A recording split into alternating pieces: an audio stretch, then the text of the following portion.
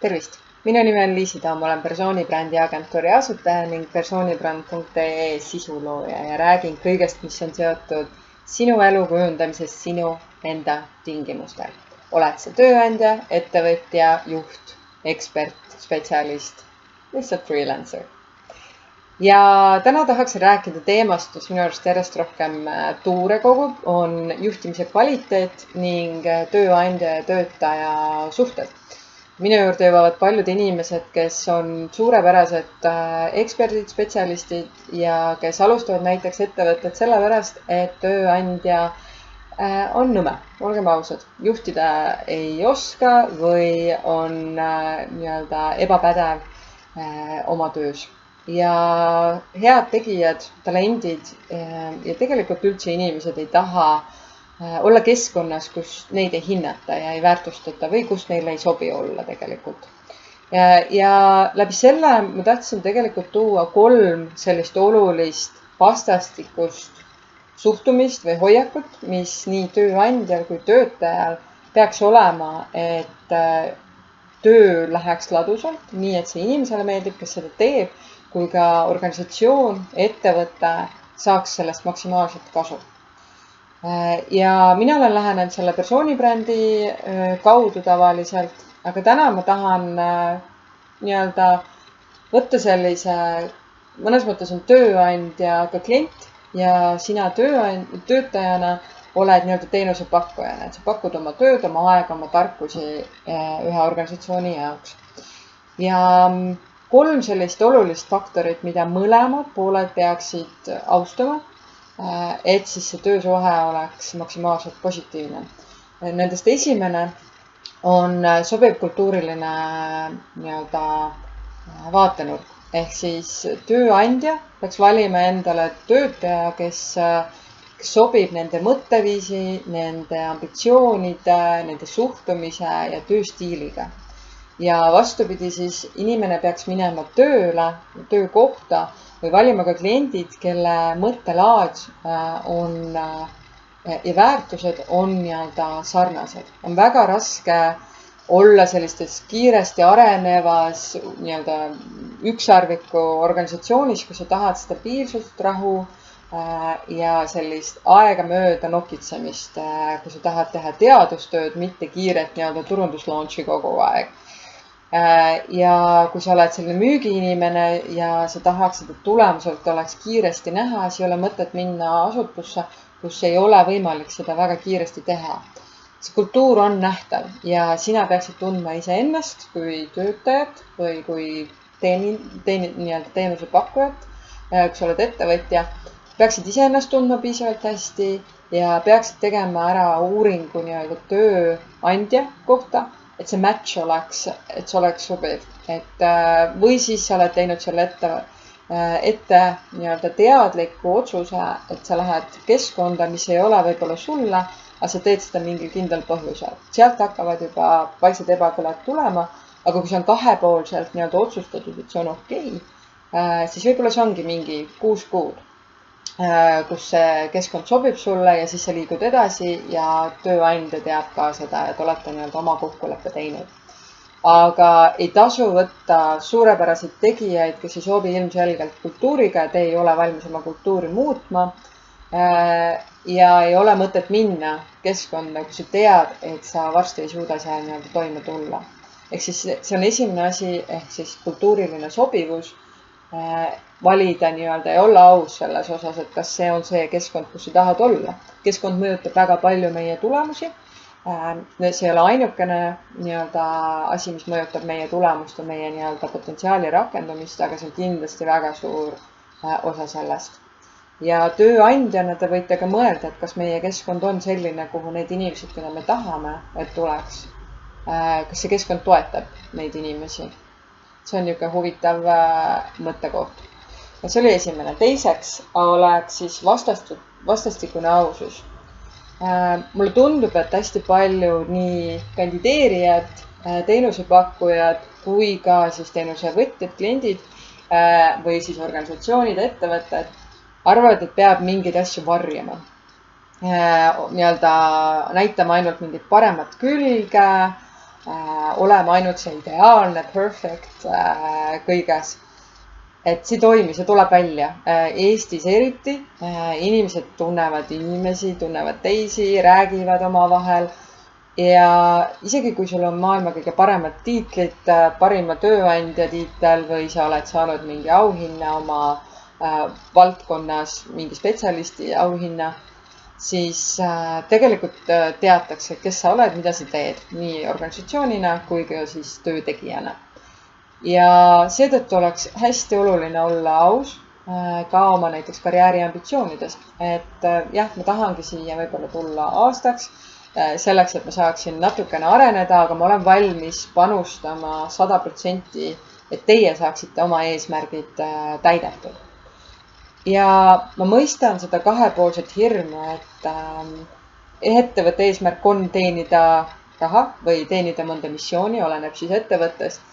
Ja tal on vaja töötajaid, kes selles aitaksid. Tema saaks nii-öelda, see organisatsioon saaks teenida oma osanikele raha, dividende, aga ja samas on inimese eesmärk enda potentsiaali maksimaalselt rakendada, saada selle eest raha, elada nii-öelda hästi ja võimaldada kõike seda, mis tal siis on sinul kui töötajal, on siis sinu eesmärkideks seatud. Nüüd jälle, teadlikkus sellest, mis need eesmärgid on, mõlemal poolel on hästi oluline ja ausalt selle kommunikeerimine, et mis on meile organisatsioonina oluline ja mis on mulle töötajale oluline. Ja siis me saame vaadata ja rääkida, et okei, mida saan mina töötajana anda ja mida saab organisatsioon mulle anda, kus on meie kokkupuutepunktid, mida me saame koos teha nii, et mõlema eesmärgid saavad maksimaalselt täidetud. Sel juhul on mõlemad ausad ja koostöö on seda võrra motiveeritum ja seda võrra efektiivsem. Ja siis ei pea nii-öelda kartma seda, et töötaja ise ei vastuta enda nii-öelda arengu eest ja töötaja ei jää ootama, et tööandja teeks seda tema eest. Ja samamoodi saab töötaja olla kindel, et inimene, kes on motiveeritud ja saab oma potentsiaali rakendada, räägib ka tööandjast kui heast tööandjast, sest ausalt rääkides nii ongi ju, kui vastastik on leitud see sweet spot, see magus koht, kus mõlemad saavad 100% mõlemale pakkuda. Ja seda saab ainult läbi aususe. Nii kui keegi hakkab varjama, et see on nagu kohtingutelgi, et kui me hakkame varjama mingeid iluvigasid, siis need tulevad ühel hetkel välja. Kui ma tean nendest ette, ma saan juba olla aktsepteerida ja öelda, et kuule, see ei olegi probleem. Et tegelikult see on ainult mõnus kiiks, mis annab värvi juurde. Aga varjamine, igasugune varjamine tegelikult annab juba ebameeldiva tunde ja sellepärast on ta rohkem kahjulik kui võib-olla mõne negatiivse asja välja toomine kohe alguses. See oli siis teine asi, olla aus teineteise suhtes. Ja kolmandaks on väärtustamine, vääriline väärtustamine. Ja jälle, minu arust on see kahepoolne, et ei ole nii, et organisatsioon, tööandja peab kõike tegema, tasuta kohukestest, tasuta magamisaladeni, et tööandjad või töötajad saaksid puhata. Ja töötaja ei pea kõiki oma vabasid hetki tööandjale nii-öelda pühendama.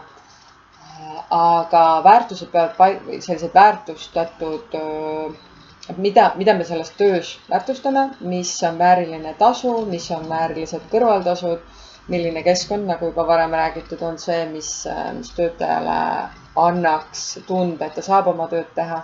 Kas need on psühholoogilised asjad, mida inimene ootab sealt ja läbi mille sa saad väärtustada tema tööd või need on materiaalsed asjad.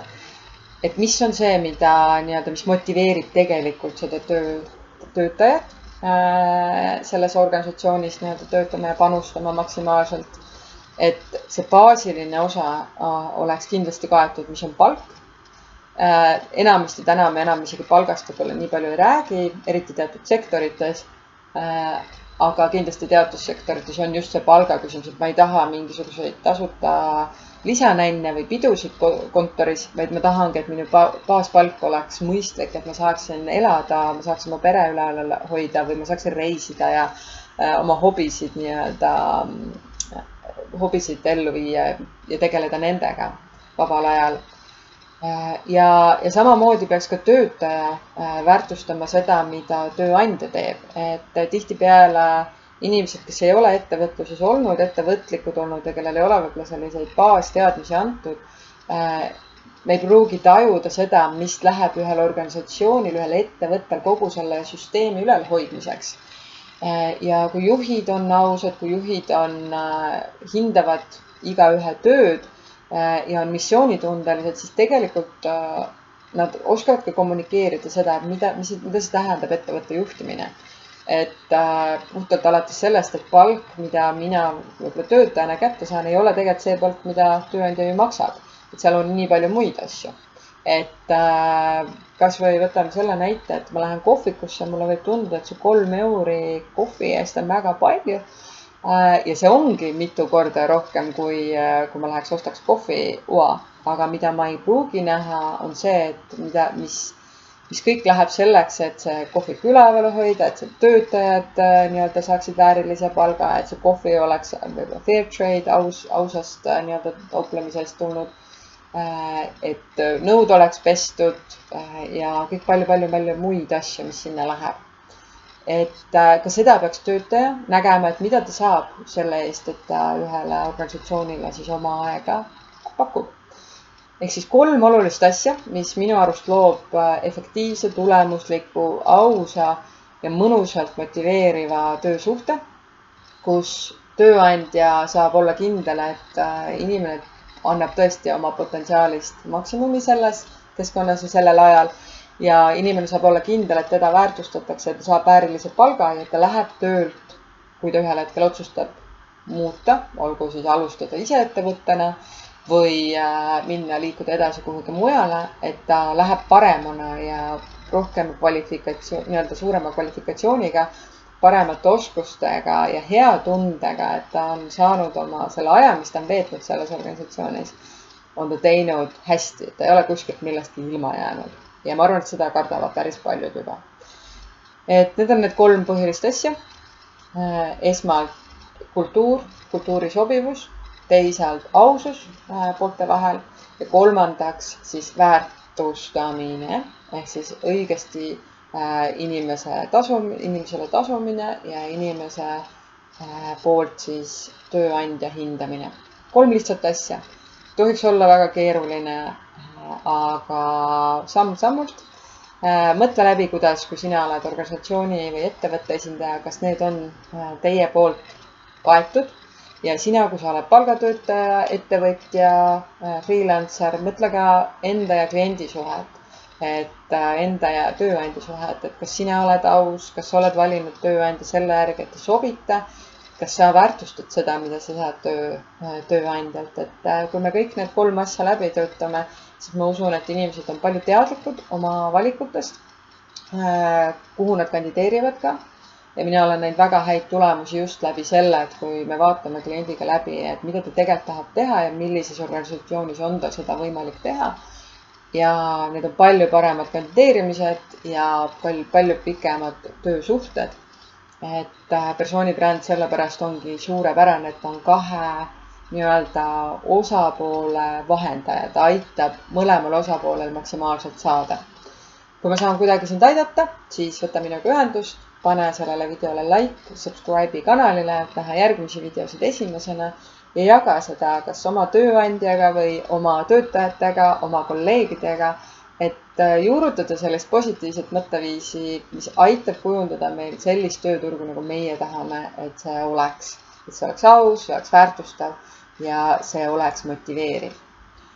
Persoonibränd.ee on koht, kus sa saad veel igasugust materjali inspiratsiooniks, praktilisteks töölehtedeks ja jälgi kindlasti ka Instagramis ja Facebookis, et olla kursis siis muude ideedega, mida ma jagan.